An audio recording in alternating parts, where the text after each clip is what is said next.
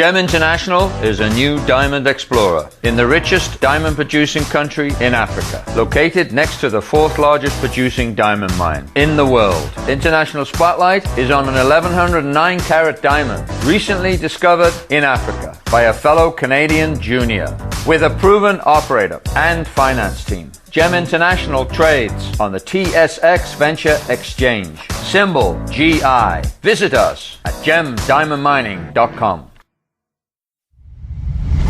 You're listening to HowStreet.com radio, available online at TalkDigitalNetwork.com. Welcome to HowStreet.com radio, the online source for market opinions. Here is Jim Goddard. My guest is Martyn Element. He's a Vancouver marketing and corporate advisor who focuses on sourcing and pursuing new business ventures and opportunities. Welcome back to the show, Martyn. Welcome to all my listeners, and I welcome new listeners to the show. And let's hope we've got some interesting, exciting things to talk about. Lithium, as you know, has been very hot. How does it still look? Well, there's been one particular deal this week that is this week and last week, run by a veteran ex-stockbroker who used to be a client of mine when I was a stockbroker. He just came out of university and he was taking people on treks through Thailand on the back of elephants, but he was also enamored and totally taken with the stock market, and I ended up with his account when I was a stockbroker. And I remember saying to young Graham Harris at those days in his early 20s, so, Graham, what are you going to do? Well, I've taken my business degree and I don't really know, although I really like this stock market side of things. And I said to Graham, well, why wouldn't you get to be a stockbroker? I said, and then you won't be able to give me your commissions. I said, but you'll be, in an industry that you like. Yes, I'm thinking seriously about that. Well, he went on to become a stockbroker. I think he finished up his career with Yorkton Organization. And we did some interesting deals together. Actually, by that time, I'd left the business myself, and he always had a very good mind and a very good way of doing things. And he, unfortunately, was a victim of the oil industry not so long ago, and he took that right on the nose through no fault of his own. And then he tried something, I think, in the iron ore patch, and that was, the wrong time. But, he had a company that he and his partner had put together. And he said, Martyn, I talked to him about 2 months ago, and he says, I'm really thinking about putting a gold deal in there. And I said, well, gold, Graham, is, can be very, very market sensitive, I said, and can have some unbelievable swings. I says, I'm leaning more towards lithium. And he did say to me at the time, Martyn, I'm thinking lithium's, and this is when lithium was taking a little bit of a respite, and it was a little weaker, and he said, I'm thinking of more gold. And anyway, he didn't go with gold. He obviously started to plan something in the lithium field, and he's put together something together with his company, and it's now called Millennium Lithium, and he's put together some really good quality, it would appear, listeners, some quality properties and businesses in Argentina. He's also fortunate enough to have found a fellow down there that's very experienced. And Graham has done work in Argentina before, and he remarked about that in one of his news releases. And it would appear he's put together a very good program, because his stock was, I think it was 25, 30 cents at the beginning of July. Maybe the numbers are wrong. I'm going to, cover myself with this statement. But by mid-July, the stock was trading very well, and the stock was halted at 80 cents, and Graham announced, I think, $1.5 million financing at 60 cents. And the stock was halted because he was changing business and going to do things in the lithium field. And while he was halted, he completed a total of $4.7 million at 60 cents on Millennium, and the stock came back on again about 10 days ago, and I think it's currently this morning trading in the $1.50 range, which speaks volumes of the potential of the quality. So they would seem that lithium, and I think lithium, as I've said before to the listeners, there's going to be downs and ups a little bit with lithium. There always will be. But I do think the overall thrust is going to be forward. And, I think in the years to come, there will still be potential for that metal, perhaps more than the golds and the more investment-type vehicles that gold, of course, really doesn't have a lot of value in that regard. It's really a hedge against other things. So, but lithium is used and the end product is used. So I also had some meetings over the last week in the copper world. In fact, I sat down with a very famous man in the mining business, Bob Dickinson, and he's putting together a very large program in British Columbia. I think it's called AMARC, and he said, I want it to be one of my things that I leave, and it won't be hopefully the last thing he does. He said, but I really want to leave my mark with this particular scenario. And he's looking for a major, huge play up there in British Columbia on the copper belt. It's copper molybdenum. It's a medium grade, as he mentioned to me when he gave me the presentation. It's a medium grade. It's not a high grade, but it's got lots and lots and lots of it. So he's been raising significant funding, and he's had another partner come in just recently with that play.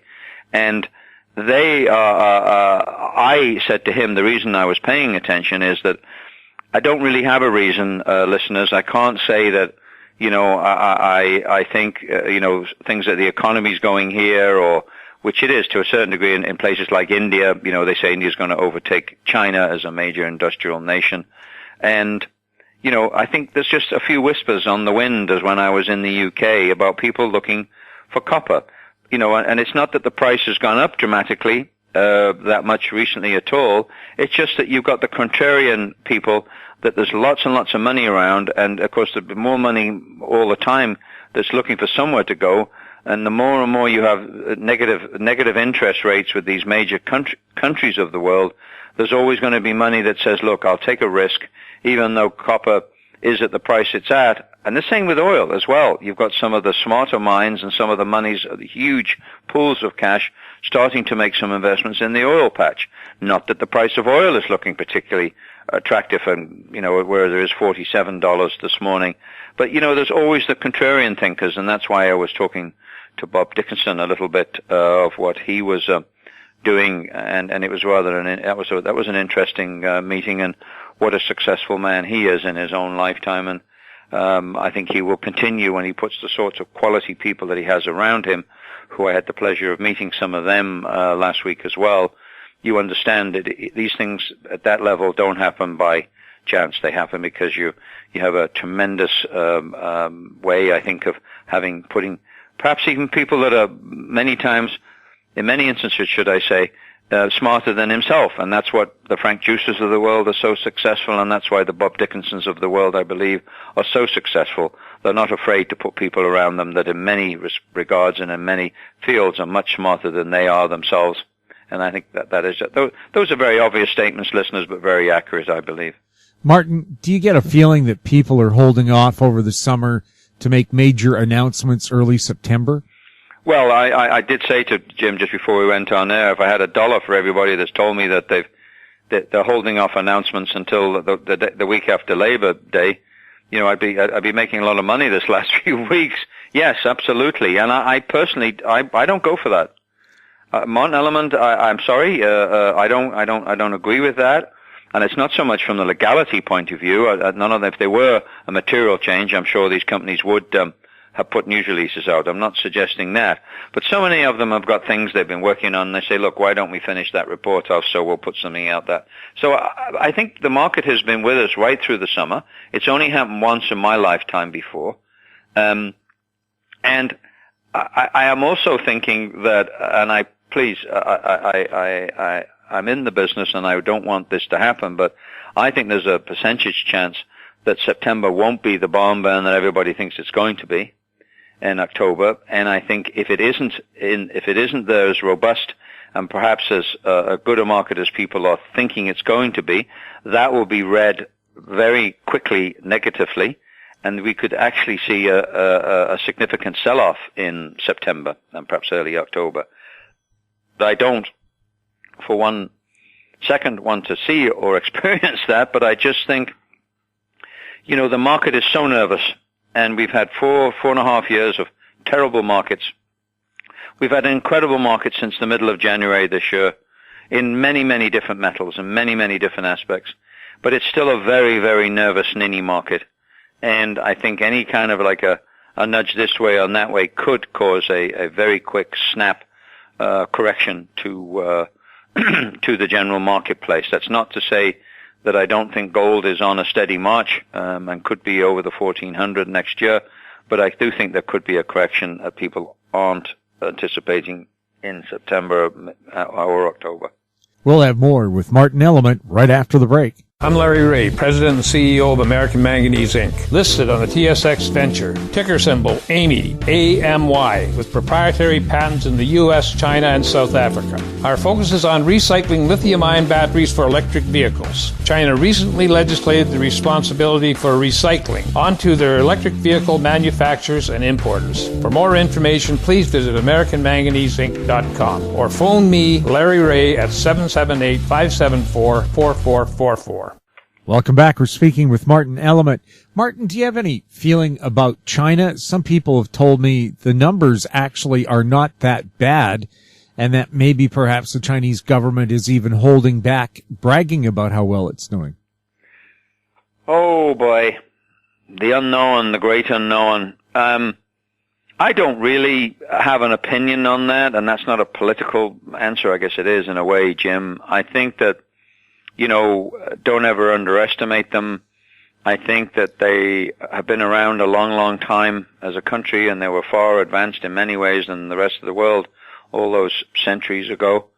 And I think, I think there's probably some major progress. And, boy, do they need to make major progress with, I've said this before too, with a terrible, terrible track record on the air pollution, particularly, is probably the biggest single item.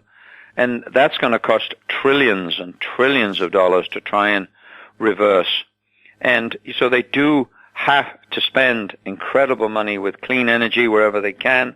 And that goes for every aspect, whether it's cars or nuclear or whatever they need to do to try and stop all that coal-fired situation that so many of my friends, and I'm sure lots of friends of listeners, go over to, particularly Beijing and Shanghai, but Beijing particularly. And they spend a week there, and when they come back to this country and other countries in the world, they end up having to spend a week off work because of the congestion and poisoning of the air in their lungs. I mean, that sounds unbelievable, but very, very accurate and very true. So, no, I think there could be huge amounts of money. The thing that's scary on that front, of course, is these, what do they call them, ghost towns of, apartment block after apartment block that's been built, and the whole sort of small cities just vacant with, they speculate and speculate. So there is a bit of a house of cards there, but you are dealing with a communist government, and they can put controls in that you can't put in countries in the Western world, although you wouldn't know about controls over here in this part of the world where the houses have gone ballistic and the huge billions and billions of dollars that have come out of China one way or another to speculate particularly in our housing market. Well, yeah, it's amazing for a country that only allows $50,000 a year to leave the country that so many billions have left. I think the money people there are very wise and very clever. Very clever. And I think there's still a lot of banks in the world that could explain that a lot more than I'll ever be able to, or the reasons why and wherefore, Should we talk about this really interesting book that I'm reading at the moment, Jim? Go ahead. Yeah, I wanted occasionally I mention a book, and I think this is one of those times. I'm reading A Prince Among Stones, which is a book from Prince Rupert Lowenstein, That Business with the Rolling Stones and Other Adventures. And it's a fascinating book, listeners, but it's the first 50 pages I can see are setting up who Prince Rupert Lowenstein is and how he came to be into the place he's in. And I can see after the next first 50 pages, the book's going to get really, really interesting because he's going to be talking about his interface with the Rolling Stones. And I also know he did a lot of work with the Pink Floyd as well. And he's been managing their money and themselves since 1968 until about 5 years ago. Unfortunately, Rupert is no longer with us. But it's a fascinating book, especially if you like finance or a taste of finance, and an interesting youth that this man had. And I can see it's going to, I've been very naughty and flicked through a few pages, a few chapters on, and I can see I'm going to enjoy getting in. But I met Rupert. I missed the main point of this comment was that I more than met him when the Rolling Stones came to Vancouver. Rupert and I took lunch, I think 3 days in a row. It might sound like it was boring, but we went 3 days in a row to the old garden of El Giardino. We had lovely long lunches, and we met each other in London on numerous occasions.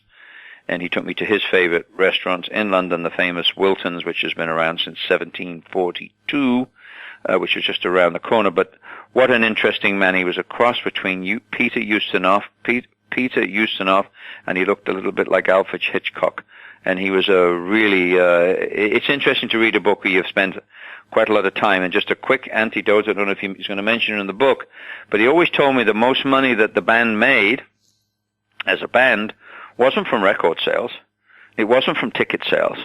Where they made the really, really big money was from clothing. And that's because they could control that from the beginning to the end, and that was part of the contracts when they did these big concerts, still do these big concerts in these big concert halls and arenas, is because you can buy a quality T-shirt for $3, and you can put all the kinds of printing on it and sell it for $30 or $35. And every penny of that was straight profit to the Rolling Stones. And the other thing that he told me, Rupert told me, was he said that the most popular city that he could remember out of the whole world was Edmonton. So they buy a lot of Rolling Stones or concert-going public in Edmonton. But interesting little anecdote there. Interesting. Martyn, I know we still have nice weather, but winter is around the corner. Any more on people putting together programs where they can have fresh fish and vegetables growing from containers near their supermarket? No. You know, I have to tell you, listeners, that Jim throws these curveballs out, and he hasn't let me down again today. But I do happen to know something about that, because I've never discussed this with Jim, I can tell you, listeners. But I had the most amazing trip about 6 months ago out to Surrey, near the border, with a group that is doing just that, where they're doing exactly what Jim was referring to. And one of the smartest men that I know in the world in the financing and was in the grocery trade, he took me out there. And that's another thing, by the way, quickly to finish things off here today. His name's Rob Harrison, and he's just in completing another $8 million for his vegetable milk. The stock hasn't really done tremendous things to date, but he's been able to raise money, and this is for vegetable milk, listeners, and he's going to be launching in the United States, and that's what a lot of this money is for. He's listed here extensively. You've all probably seen it. We've talked about it a lot over the months on this particular show, and I think a lot of people here in Canada have seen it at their local supermarket. So anyway, but he took me out to one of those such, what you're referring to, Jim, and he said that he feels that this could become quite commonplace. When you get, as particularly, he refers back to a group that he had a lot of involvement with, the Loblaws group. And he said that, the Western Empire as well. So he said that he thought that when they were building and planning some of these more mega-sized supermarkets, as they're going forward, especially when they've got the space, that they are beginning to look into exactly what you just mentioned, Jim. So it wouldn't surprise me in the least, particularly with the farmed fish.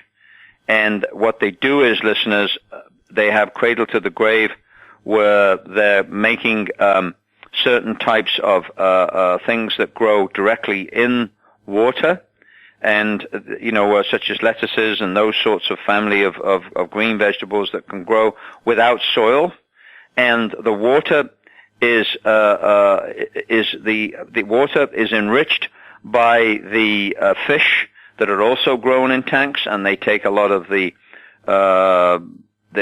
fish's droppings, and they refine that, and that ends up feeding the back into these green non-soil needed hydroponic vegetables of different descriptions. So yes, I think it's very futuristic, and it's a very interesting question you asked me, Jim, and my eyes were like saucers by the time. This was a small scale situation, but like everything else, small scale averages up, like the company that's done a lot of advertising on this medium that's in recuperating lithium and cobalt from car batteries, and it's done a small scale recuperating those metals with a very good success ratio, and the results have shown to be very, very potentially very good. But I think that now the magic has to be is to take these things from a laboratory sort of sizing, and I would say that the